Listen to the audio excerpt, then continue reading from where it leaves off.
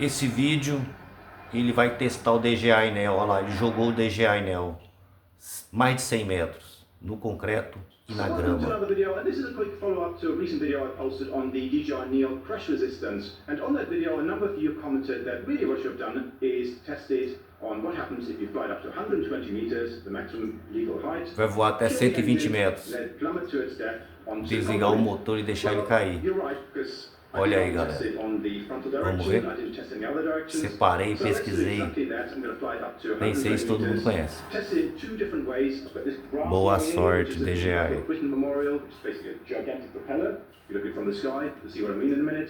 And if it survives that, I'm going to crash it onto concrete, not propeller, because that would be disrespectful. There's a bit of concrete down there. I'm going to crash it onto that and see what happens then. 120 meters, kill the engines. Does it survive? We'll find out. This is the same drone I broke and flew before, still going. This might be its last flight. Still going strong. That's it. Well, you're right, because I did only test it on the frontal direction. I didn't test any other directions. So let's do exactly that. I'm going to fly it up to 120 meters, test it in two different ways. I've got this grassy area here, which is at the Battle of Britain Memorial, which is basically a gigantic propeller. If you look at it from the sky, you'll see what I mean in a minute. And if it survives that, I'm going to crash it onto concrete, not propeller, because that would be disrespectful. There's a bit of concrete down there. I'm going to crash it onto that and see what happens then. 120 meters, kill the engines. Does it survive? We'll find out. This is the same drone I broke and flew before, still going. This might be its last flight. Still going strong. That's it. Oh, it's extremely high. You might see here there's a big cliff there as well. Yep, that's a cliff. That's another 100 meters. But I'm not going to let it fly down there, hopefully. Oh god, this is very high. Okay.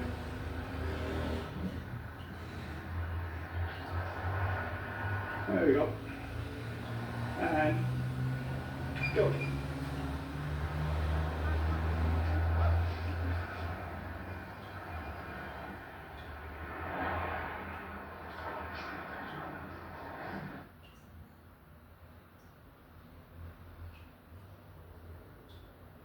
Okay, I'm still looking for it wrong because it actually crashed completely in a different place than I expected, probably because of the wind. Little top trick for you, if you're ever looking for a drone and you can't find it, you use the goggles to kind of roughly get the direction by looking where the signal's strongest, almost like a trial and error sort of thing. So that's what I'm going to be doing now. Hopefully I can find it. Otherwise, it'll be lost. That'll be a quick test. There it is. There we go. Let's see if it's broken. So it's landed upside down. Wow, that's not broken at all. Okay, so this plummeted from, it was 110, 105 meters, because at above that height, it would allow me to disengage the motors in manual mode, so I would have had to switch into sports or normal mode, and then the throttle kill or the motor kill switch wouldn't work. So I had to get down to about 105, 110, but it's still quite decent. Okay, so in terms of damage, you know what, this is still... Yeah, I think that's the least of your worries. Okay, so I think it's still fine. So it's really interesting what it did. So as it came down, you could actually hear the propellers still running. The motors were completely killed, but it was sort of like a gyrocopter. It's basically turned the propellers into a windmill and basically did what I guess helicopters would call an auto rotation.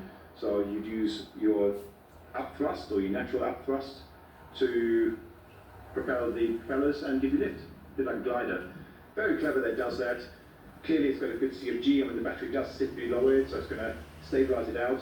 And actually, when I lobbed it off a cliff, I saw the same behavior where I lobbed it, did a bit of tumbling around, but eventually, if you look closely at that video, it sort of settled out and basically started gliding. Very clever. So, gimbal's still working. It's all fine. Concrete next. Here we go. If I can hit it. Oh. Before I take off, let's check that it actually still flies.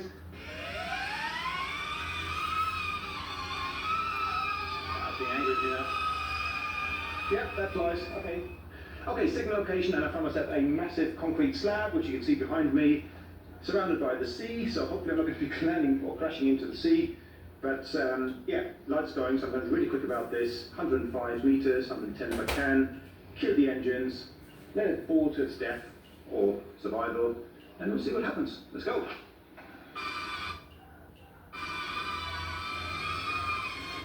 Right, we're at 90. It's going to be straight forward a bit. There it goes.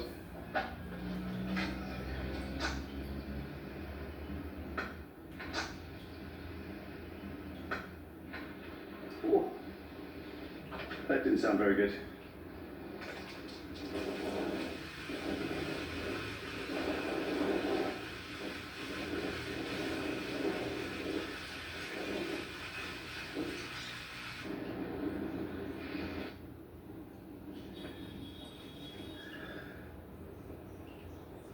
Okay.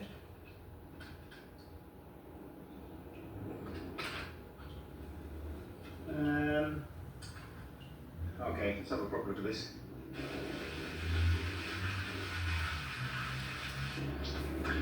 Okay, here it is. So it's getting a bit dark now, so I have to excuse the bad lighting. The battery's got like a little crack here, so I would never use a battery like this again. Very important if you do get damaged batteries in any sort of sense, any swelling, any damages, or even if you do this sort of thing and you're unsure about it, it's not worth it, so please do dispose those batteries. That being said, just in a safe space, and quickly check this and see if it powers up and if it still works. That joint doesn't look any more damaged than before. This is insane, it's absolutely unbelievable. Alright, let's see if it powers up. Okay, that motor didn't initiate, so let's see what it does. No, that motor isn't initiating anymore, so I guess if I try to... Let's turn this off. Okay, so what's happened is that one of the motors has been squashed into the frame, into the motor mount, and it's the motor bell, as we call it, that rotates. It's now rubbing against the bit of the frame, which basically stops it from moving freely. So this bit here is stuck, and obviously like that it'll never run. It can't loosen itself when it's running because it's not powerful enough for that. So that is, I think that might be the end of this drone. Okay, so it's another day, and it's pretty bad news because after that last crash, what happened was that belly flop impact caused the motor bell on this motor to drop down on its bearing, rubbing against the NEO's frame or the motor mount. That stops it from rotating freely, which is not very good, and obviously it doesn't allow it to spool up and fly. So it sounds like this is the end of this little DJI NEO at last, after all it's been through. Or is it?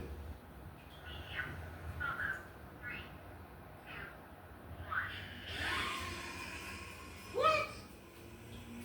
That's right, it's still working, and I'm absolutely astonished because despite all I put it through, crashing into trees, crashing into concrete walls, brick walls, lobbing it off a cliff, jet stick falling from the sky at 100 meters onto concrete, and you can still fly this little beast. This is absolutely phenomenal, and I'm beyond words. But there you go.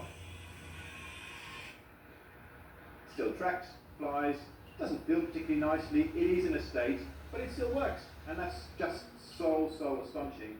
So basically what I did last night was I took that motor, took a scalpel to it, freed up a bit of plastic around it, gave it enough clearance to still rotate. So basically I had to remove a bit of plastic, which I can sort of show you what's happening. There you go, if you look at that. Probably just about to see it. And it works. How amazing is that? After all it's been through, it still works. Now the other thing that really amazed me about this is how it behaves when you turn the motors off at height. It doesn't just tumble from the sky like a rock or like a brick and just falls all over the place and smashes it at a random angle. No. What it does is, once it's picked up enough speed, the motors spool up from the airflow, or the upwards airflow from falling downwards, and it basically stabilizes itself. It's like a glider. I mean, I would have never thought that a drone would behave that way, but it literally, if you look at the videos again, tumbles a bit, and suddenly it'll stabilize out, wobble a little bit, And you can actually hear it with the motors off. You can hear the motor spinning just from airflow generating thrust, generating a bit of speed and new propellers. How amazing is that? How incredible that it does that. None of it's intentional, it doesn't have a load of COG, so it's going to help with that. But I would never dress as a drone can. What do I want to tell you guys? Yes, but let's be honest, okay, so this drone is in a state now. I mean, look at the front, look at this, it's not pretty. Motors are hanging, right, brackets are broken, some of them only one bracket remaining, that's still intact. The battery that I had previously has got damaged to it, so I can't use that anymore. Camera quality is quite poor now. Overall, it is in a complete state, but still flies, and it's really proven the point of how well this is built. Would I recommend people flying this into trees and brick walls? Absolutely not, because you want to keep your drone in pristine condition. But just to demonstrate how good this drone has been built and what it can survive. And also, if you take high risks and you're out in the field and you're trying to get that shot, you might have some bad crashes. You can still salvage it, you can repair it in the field with a few basic tools, a bit of super glue, a scalpel, whatever, and still get it flying again, get those shots. Worry about the damage later, lick your wounds afterwards, but get those shots, which is so important. Probably the most important thing generally is get that shot, and that's what this drone allows you to do. So after all it's been through, I think I'm going to retire this. It's been such a brave little drone, it's been through enough, it's earned itself a rest. So I'm retiring this drone. I'm going to create some other interesting content which hopefully you'll enjoy. Until then, thanks for watching, happy flying, and goodbye. Borracha, mão da borracha. Onde está a borracha do negócio aqui, cara? Cadê? Puta que pariu, que cara burro, né?